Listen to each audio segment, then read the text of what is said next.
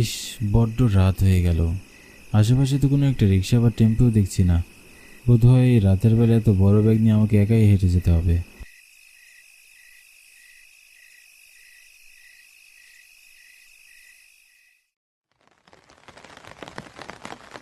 আমি পার্থ, এই গ্রামের ছেলে। গতকাল শহরে গিয়েছিলাম একটা চাকরির ইন্টারভিউ দেওয়ার জন্য। ইন্টারভিউটা বেশ ভালোই হয়েছে।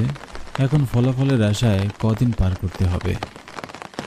এই গ্রামের একটি সরকারি কলেজ থেকে স্নাতকোত্তর ডিগ্রি অর্জন করেছি এই বছরই। ইচ্ছে ছিল গ্রামের একটা সরকারি কলেজের লেকচারার হিসেবে যোগদান করব, কিন্তু বাবা মার স্বপ্ন ছেলে শহরে গিয়ে কিছু একটা করবে। তাই বলতে গেলে অনেকটা মা বাবার স্বপ্ন পূরণের স্বার্থেই আজকে শহরের পথে পা জমিয়েছিলাম।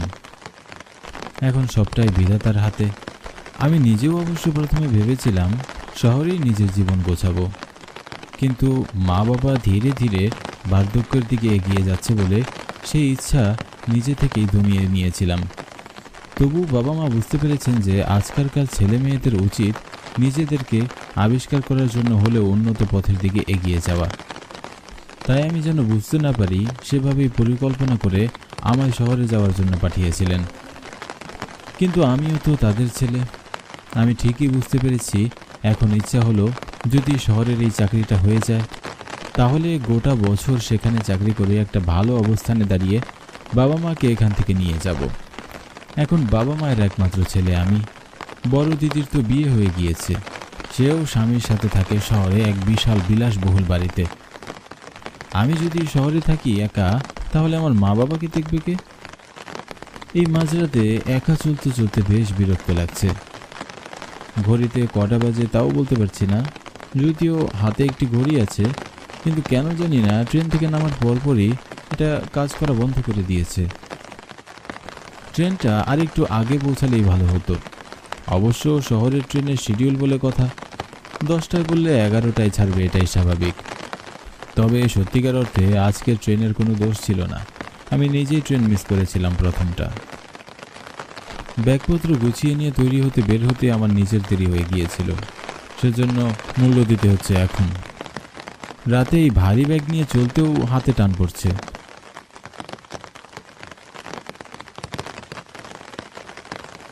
ধুর, বিরক্তিকর। কি কপাল করে যে আজ বেরোলাম। এজন্যই মা বাবা সবসময় বলেন আমার চোখ নাকি একটু খোলা রেখে চলা উচিত। এখন কি আর করার, এভাবেই চলে যেতে হবে। প্রায় কতক্ষণ ধরে হাঁটছি, নিজেরই হিসাব নেই। স্টেশন থেকে বাড়ি পর্যন্ত যেতে আশেপাশে কোনো বসতি পড়ে না। বলতে গেলে বিরান ভূমির মাঝখান দিয়ে হেঁটে যাচ্ছি। আশেপাশে একটাও বাড়ি নেই যেখানে একটু বিন্দু হলেও আমার চোখে আলো পড়বে। হাঁটতে হাঁটতে গ্রামের পুরনো শ্মশানের সামনে চলে আসলাম। সেখানে দিনের বেলা এই শ্মশানের নীরবতার জন্য গা ছমছম করছে। সেখানে এখন মাঝরাতে এই শ্মশানের সামনে দিয়ে হেঁটে যাচ্ছি। এখন বর্ষাকাল চলছে, রাস্তায় গুড়ি গুড়ি বৃষ্টি পড়ছে। গুড়ি গুড়ি বৃষ্টি যেন প্রকৃতিকে আরও গরম করে তুলেছে। আর এতক্ষণ রাস্তা দিয়ে চলতে চলতে আসলে বেশ গরম লাগছিল, কিন্তু হঠাৎ শ্মশানের সামনে দিয়ে পার হওয়ার মুহূর্ত থেকেই মনে হচ্ছে এক শীতল মৃত্যুপুরীর ভিতর দিয়ে আমি হেঁটে যাচ্ছি। অনেকটা আচমকাই যেন চারপাশ থেকে হিমেল হাওয়া বইছে। শ্মশানের পাশে একটি পুকুর ঘাট দেখতে পেলাম। হঠাৎ আমার কানে এলো সেই ঘাটে বসে কে যেন কাপড় কাচছে। আমি মনে মনে চিন্তা করলাম, এত রাতে এখানে কে কাপড় কাচতে পারে? বুকে সাহস সঞ্চয় করে সেদিকে হেঁটে চললাম।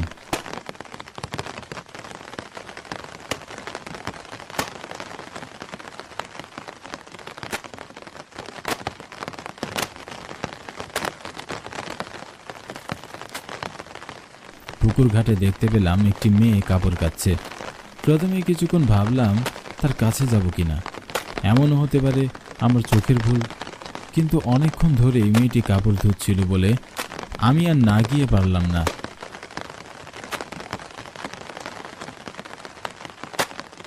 পুকুর ঘাটে নেমে পেছন থেকে মেয়েটিকে বললাম, এই যে শুনছেন, আপনি এখানে এত রাতে বসে কাপড় ধুচ্ছেন কেন? মেয়েটি আমার কথার কোনো উত্তর দিল না। তার নিজের মতো কাজ করে সে চলতে লাগলো।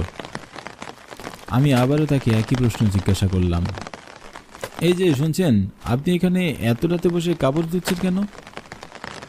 এবার মেয়েটি কাপড় কাচা থামিয়ে বলে উঠল, আসলে আমার ঘরে এক পঙ্গু ছেলে আছে, সারাদিন তাকে দেখে রাখতে হয়, তাই রাতের বেলা এসে আমি পুকুর ঘাটে কাপড় কাচি। আপনার ভয় করে না রাতের বেলা শ্মশানের পাশে পুকুরে একা বসে কাপড় কাচ্ছেন? মেয়েটা আমার কথায় একটু হাসলো, বলল তার কোনো ভয় করে না, এভাবেই সে অভ্যস্ত। আমি ভাবলাম, এভাবে একটা মেয়ে মানুষকে একা রেখে যাওয়া কি ঠিক হবে? আমি বরং এখানে কিছুক্ষণ অপেক্ষা করে তবেই তার সাথে হেঁটে রাস্তাটুকু পার করব। এমনিতেও এই রাস্তায় চলতে আমার নিজেরই ভয় করছিল, সেখানে একজন সঙ্গী পেলে মন্দ হয় না। আমি পুকুর ঘাটে বসে রইলাম। মেয়েটি আমাকে বাধা দিয়েছিল এভাবে বসে থাকার জন্য। আমি তো নাছোড়বান্দা, আমি তার সাথে এখান থেকে যাব বলে জানিয়ে দিয়েছি। মেয়েটি কিছুক্ষণ পর তার কাজ শেষ করে এক বালতি কাপড় নিয়ে উঠে এলো। যেহেতু গুড়ি গুড়ি বৃষ্টি হচ্ছিল, তাই আমি আমার হাতে থাকা ছাতা মেয়েটিকে দিয়ে দিলাম। সে কি, আপনি আমায় ছাতাটা দিয়ে দিলেন? জি, আপনি রাখুন, আমি এমনিতেও ভিজে গেছি।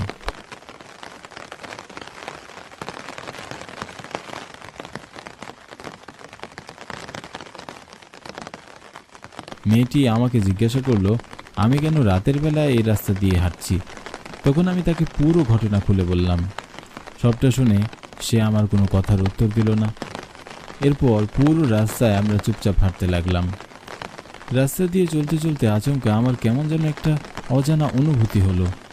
তবে অজানা বললে ভুল হবে, এই অনুভূতিটিকে অশরীরী অনুভূতি বললে চলে। আমার মনে হলো আমাদের দুজনকে কারা যেন অনুসরণ করছে। আবার স্পষ্ট মনে হলো আমার কানের কাছ দিয়ে কেউ একজন হেঁটে গেছে, যেটা অনেকটা গরম বাতাসের মতো ছুঁয়ে গেল। আমি ভয়ে কেঁপে উঠলাম, কিন্তু অবাক হয়ে দেখলাম আমার সাথে থাকা মেয়েটি খুব একটা ভয় পাচ্ছে না। আমি কাঁপা কাঁপা কণ্ঠে বললাম, কি যেন আমাদের পাশ দিয়ে চলে গেল না? ভয় পাবেন না, এটা যেহেতু পরিত্যক্ত শ্মশান, তাই এখানে এমন একটু আধিভৌতিক অনুভূতি হবেই। রাতের বেলায় এই রাস্তাটা দিয়ে না চলাচল করাটাই ভালো। সে না হয় ঠিক আছে, কিন্তু আপনি তো নিজেও রাতের বেলায় এখানে এসে কাপড় কাচ্ছেন, আপনার ভয় করে না? মেয়েটা আমার এই প্রশ্নের কোনো উত্তর দিল না, সামান্য একটু হাসলো। এরপর বলল, আপনি কিন্তু আজ আমার কারণেই বেঁচে গেছেন। মানে ঠিক বুঝতে পারলাম না। আমি জীবিত নই, আমি মৃত, তাই এসব আর আমার ভয় লাগে না। মেয়েটার কথা শুনতেই আমার মনে হলো আমার পায়ের নিচের মাটি সরে যাচ্ছে। ভয়ে কাঁপতে কাঁপতে আমি বললাম, কি কি বলছেন আপনি এসব? মেয়েটি মুহূর্তের মধ্যেই তার চেহারা পরিবর্তন করে ফেলল। হাসি খুশি মেয়েটি পাল্টে গেল বিভৎস চেহারায়। তার চেহারার এক পাশ অর্ধগলিত, সেখান থেকে পোড়া গন্ধ আসছে। আমি ভয়ে চিৎকার দিলাম। মেয়েটা শান্ত গলায় আমাকে বলল, ভয় পাবেন না, আমি আপনার কোনো ক্ষতি করব না, আমি কারোরই কোনো ক্ষতি করি না। বরং রাতের অন্ধকারে যারা এই রাস্তা ধরে যায় তাদের আমি খারাপ আত্মা থেকে রক্ষা করি। এরপর মেয়েটি তার পুরো ঘটনা খুলে বলল আমায়। মেয়েটির নাম দীপা। সে আগে এই শ্মশানের পাশে একটি গ্রামে থাকতো। এখন এই গ্রামটা পুরোপুরি বিলীন হয়ে পড়ায় ভূমিতে পরিণত হয়েছে। দীপার স্বামী এক দুর্ঘটনায় মারা যান। বাড়িতে রেখে যান তার স্ত্রী এবং পুত্র সন্তানকে। কোনো মতে পুরুষের বাড়ি কাজ করেই সে তার ছেলেকে মানুষ করছিল, কিন্তু সেই সুখও বেশি দিন টিকল না। একদিন তার ছেলে স্কুল থেকে বাড়ি ফিরছিল, তখন রাস্তায় একটি মোটর সাইকেলে ধাক্কা দেয় এবং তার পায়ের উপর দিয়ে মোটর সাইকেলটি চলে যায়। রাস্তায় তাকে সবাই ধরাধরি করে তাকে একটি হাসপাতালে ভর্তি করে দেয় এবং দীপাকে খবর জানায়। হাসপাতালে গেলে ডাক্তার তাকে বলে তার ছেলের অপারেশনের জন্য 50,000 টাকা লাগবে। দীপা ছিল হতদরিদ্র, সে বিপাকে পড়ে গেল। এখন এই টাকাটার ব্যবস্থা করবে কি করে? দীপা সেই গ্রামের মোড়লের বাড়িতে কাজ করত, তাই সবার আগে সেই মোড়লের বাড়িতেই গেল।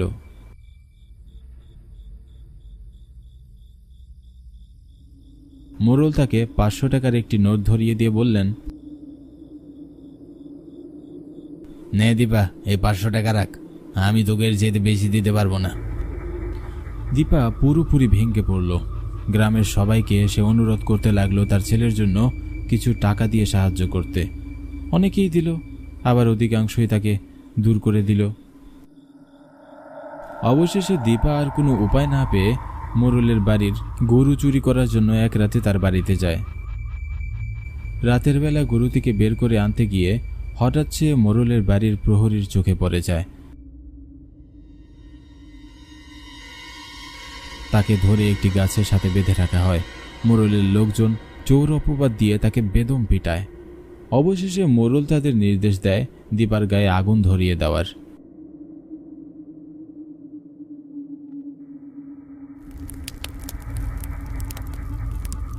দীপাকে আগুনে পোড়ানোর পরও দীপার শরীরের প্রাণ কিছুটা বাকি ছিল, কিন্তু মোড়লের লোকজন তাকে ধরে এই শ্মশানের কোণে এসে ফেলে দেয়। এখানে এই শ্মশানের হিংস্র কুকুরগুলো তার শরীর ছিঁড়ে ছিঁড়ে খেয়ে ফেলেছে। আগুনে পুড়ে দীপার এমন অবস্থা হয়েছিল যে কুকুরগুলো তাড়ানোর জন্য একটা আঙ্গুলও দাঁড়াতে পারছিল না। এভাবেই দীপার জীবনের গল্প শেষ হয়ে যায়। সমস্ত ঘটনার পরে আমি দীপার দিকে তাকিয়ে স্তব্ধ হয়ে রইলাম। সে বলল, মোড়লদের পুরো বংশকেই আমি মেরে ফেলেছি এবং আমি প্রতিজ্ঞা নিয়েছি যখনই এই রাস্তা ধরে কেউ যাবে তখনই মোড়লদের দুষ্ট আত্মা থেকে আমি তাদের রক্ষা করব।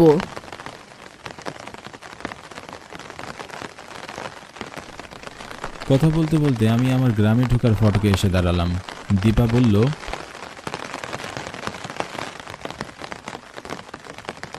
এই দেখুন, কথা বলতে বলতে আপনার গ্রামে পৌঁছে গেছি।